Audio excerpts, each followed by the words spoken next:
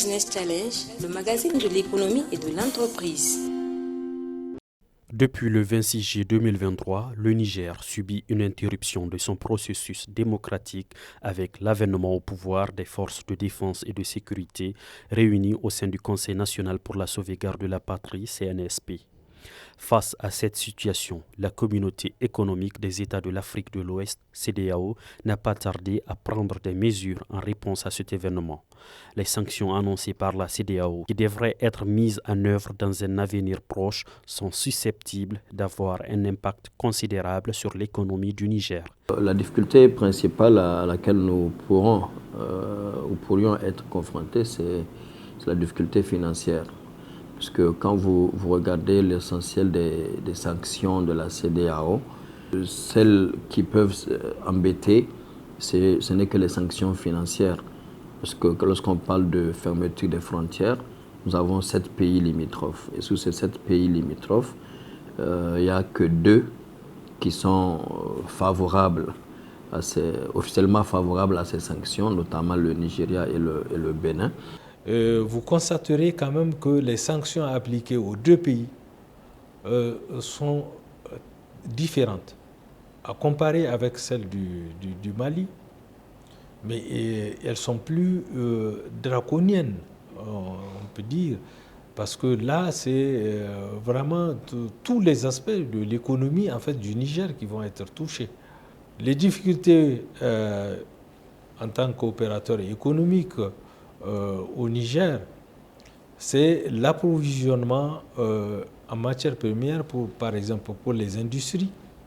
Le Niger étant un pays interland, tout doit passer par les ports. Et même quand la production locale, à prendre l'exemple par exemple de l'oignon, on doit l'exporter vers Abidjan. Si on ferme la frontière, même les producteurs de l'oignon vont en pâtir avec ça. Les restrictions sur les échanges commerciaux pourraient entraîner des perturbations dans les chaînes d'approvisionnement du pays. Certaines des entreprises nigériennes qui dépendent des importations de biens et de matières premières des pays membres de la CEDEAO pourraient se retrouver confrontées à des pénuries, des augmentations de coûts et une baisse de leur compétitivité sur les marchés internationaux. Et nous sommes dans un domaine où nous importons beaucoup d'équipements de l'étranger. Nous faisons aussi appel à des consultants étrangers pour mener certaines études. Donc il est clair que l'impact va être en tout cas très significatif sur nos activités. Parce qu'on se retrouve avec la fermeture des frontières terrestres et aériennes.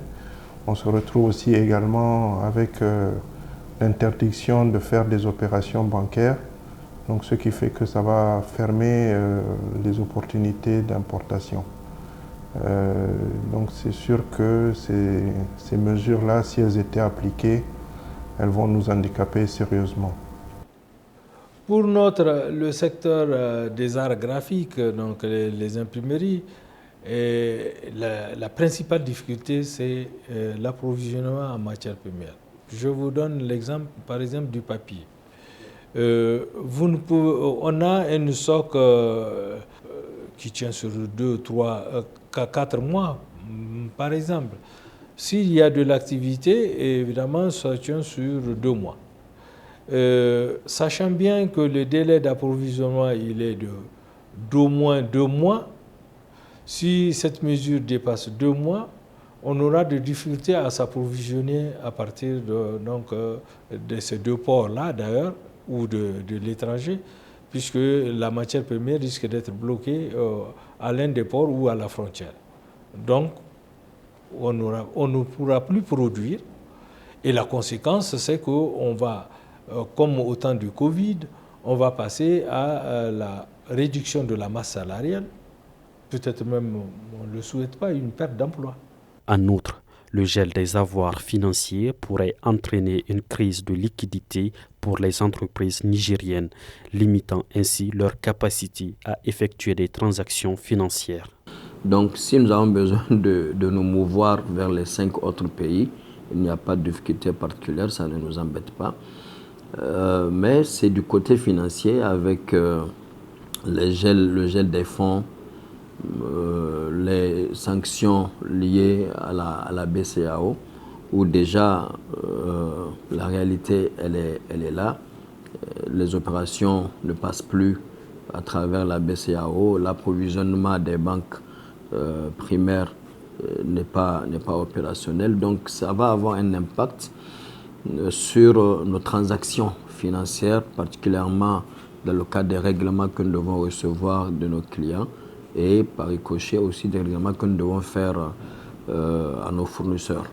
C'est essentiellement ça, et aussi dans le fonctionnement courant donc de l'entreprise. L'approvisionnement, pour le faire, il faut avoir de la liquidité. Il faut pouvoir échanger, faire des transactions avec l'étranger. Aujourd'hui, si la BCEAO donc applique ces mesures d'interdiction des transactions financières avec l'étranger, vous ne pouvez pas payer un fournisseur et vous ne pouvez pas recevoir même les produits de votre activité de l'étranger, même des pays de l'UEMOA. Et ça, ça fait un manque à gagner énorme. Et puis, ça rejoint en fait la difficulté d'approvisionnement. Toutefois, les entreprises du Niger pourraient également se montrer résilientes et trouver des moyens de survie à cette crise. Celles-ci pourraient envisager de diversifier leurs sources d'approvisionnement en se tournant vers des partenaires en dehors de la CEDEAO afin de pallier les pénuries potentielles. Dans l'immédiat, ce qui peut être entrepris, c'est en fait de ne pas dépendre que ces corridors. C'est trouver d'autres corridors de substitution. La Guinée, par exemple, on peut utiliser ce corridor. Donc via le Mali et le Burkina, puisque le Burkina aussi n'appliquerait pas ces sanctions. Il y a un autre corridor très important qu'on a tendance à oublier au Niger, c'est celui de l'Algérie. Disons, ouais, le moins coûteux, parce que en fait, le port d'Alger offre des possibilités d'approvisionnement. Il est aussi accessible puisque eux, ils ont fait une autoroute depuis Alger jusqu'à Tamaracet. Dans l'attente de l'application effective de ces sanctions, il est essentiel que les acteurs nationaux et régionaux travaillent ensemble pour favoriser l'économie du Niger, protéger les intérêts des entreprises et la population en général. Ainsi, avec une approche proactive et des mesures adaptées, les entreprises nigériennes pourront faire preuve de résilience et de flexibilité pour surmonter cette crise. Une collaboration étroite entre le secteur privé, le gouvernement actuel et la communauté internationale sera essentielle pour préserver la stabilité économique et assurer la survie des entreprises dans cette période qui s'annonce déjà difficile pour le Niger.